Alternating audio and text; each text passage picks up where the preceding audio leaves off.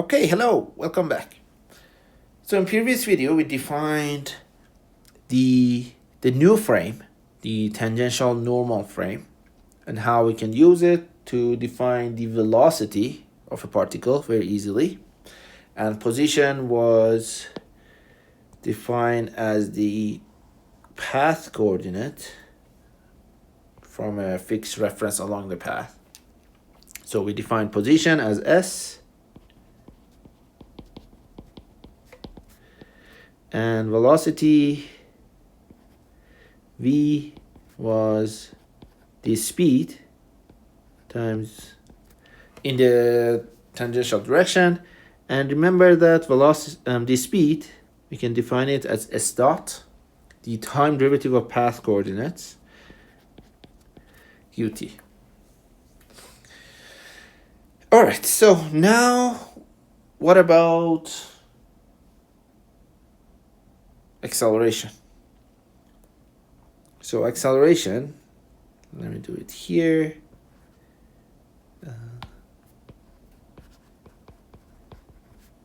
Acceleration. So let me give you the punchline first.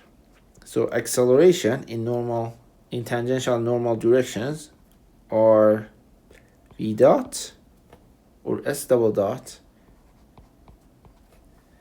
in tangential direction plus v squared over rho in the normal direction. That is the acceleration. It has two components. And let me break it down, maybe intuitively, what they are. So you would expect, and here v is the speed. So let me make my notation a bit more consistent. Let's call this v without the absolute values and without the arrow mark to indicate it is the norm or magnitude or the speed of velocity, magnitude of velocity or speed. So what is happening? I have two terms. One is the tangential component of acceleration, which is v dot, change in speed. And that is as we would expect. If we increase or decrease magnitude of velocity, we would expect to have some acceleration. Acceleration is changing velocity. So if the magnitude changes, we will have some acceleration. That is this tangential component due to change in speed or magnitude of the velocity. We have another component, the normal component, which is v squared over rho. And you feel this, for instance, when you're going in a car around a curve or on a roller coaster. Even if your speed, that if your speed is constant, you still feel this acceleration in the direction that is normal to the path of your driving. You would feel you're moving to the side as you go along the curve. That is this normal component. And this one, even if you have constant velocity, so your speed is, constant speed, so there's no change, you will still feel it. And this one is due to change in direction of your velocity. And it is related to the rate. Oh, I didn't mention this. This is radius of curvature.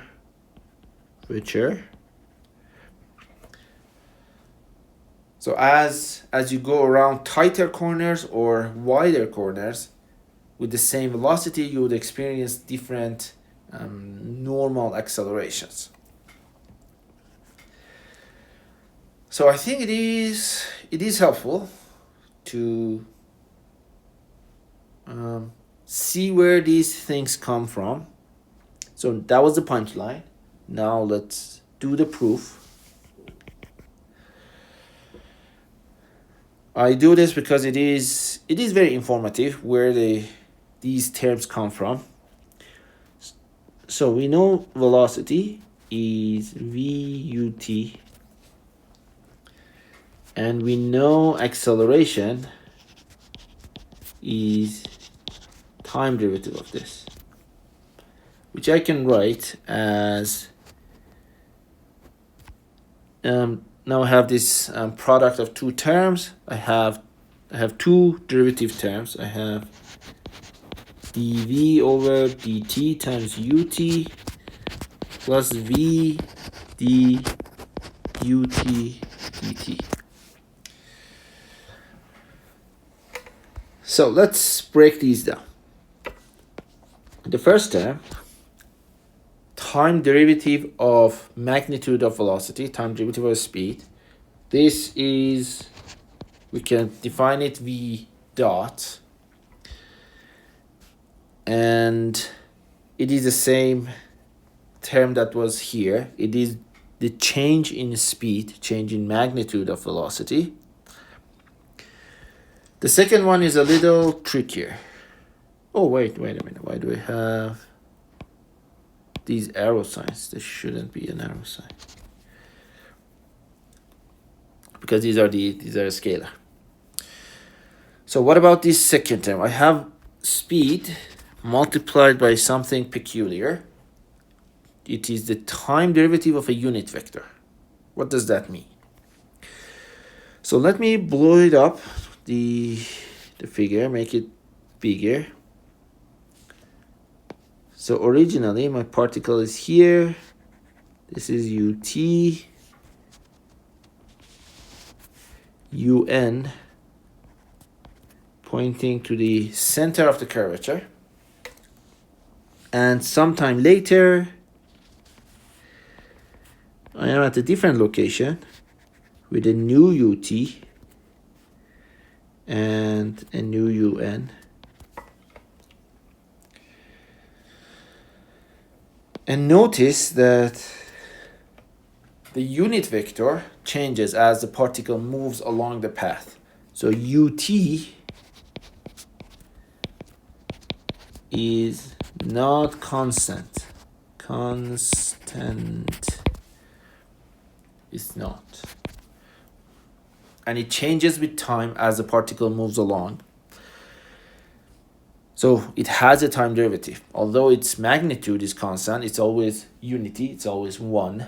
But its direction is changing, making it a non-constant vector.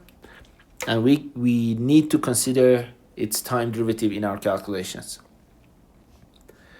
So to find that, we can, let me use the same color code. This was, oh, it's not parallel. I'm doing my best to, this is ut, and this one is ut, let's call it ut prime. And the difference is this little thing. This is our dut, the difference of the two, and we want to find that. One thing to note here is that the angle, let's call it d theta, this angle is the same as this.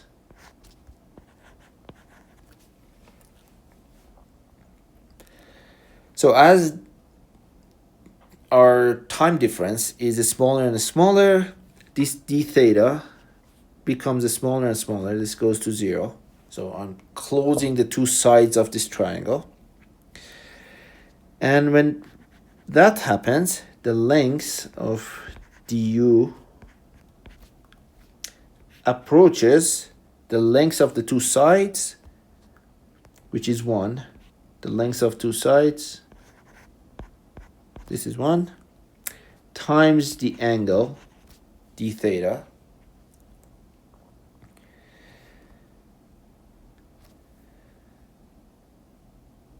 So I have some notion of the magnitude of this d theta, but it's not enough because I don't know what d theta is. I can go back looking at this little arc along the path. It has some length ds, and I know ds is d theta times the length of the side, which is the radius of curvature.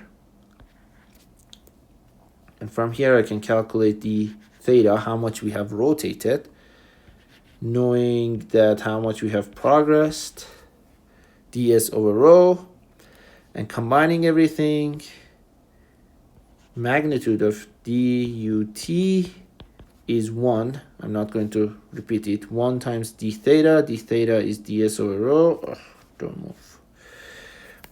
This becomes ds over rho. So I know the magnitude of this vector. What about its direction? The direction, we can try to deduce its direction, that as the angle d theta approaches 0, note that these two angles, the two sides of this triangle, approach 90 degrees. So essentially, as this happens, the direction of du theta approaches, this is a very non-mathematical way, to be perpendicular to ut, and that is the same direction as un. So the direction, let me do it this way, direction of ut becomes perpendicular to un, or direction of dut approaches the direction of un, because normal is by definition perpendicular to the tangential direction. So now I know the direction of this little vector and its magnitude.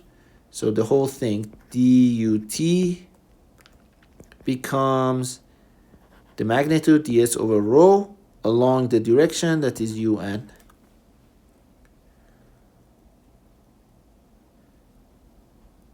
And that is my du dt, and I can take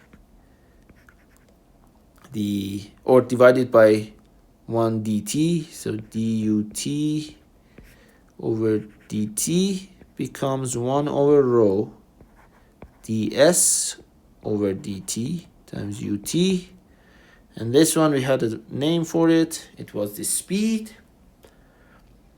And finally, going back to this equation, I had the normal component. Oh, sorry, this is un. Oh, no. This is un.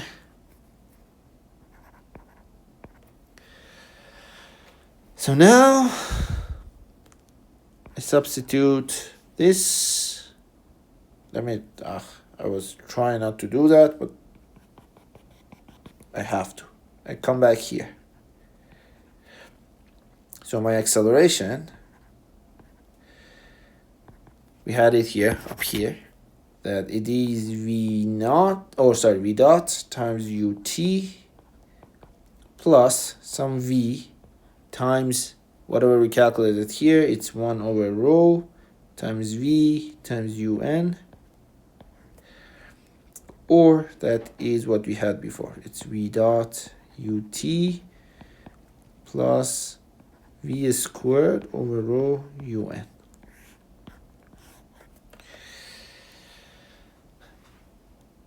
So it is important, and I think it was useful to see where the second term comes from. It came from the time derivative of the unit vector, and that was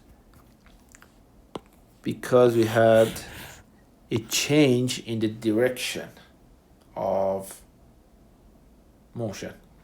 So entirely because of the turning effects, this term pop up. So I think that is good for now. It was a lot of information. The proof is informative but not important. What is important here is the concept of these two tangential and normal components of acceleration.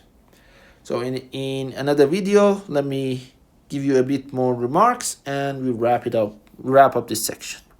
All right, see you then.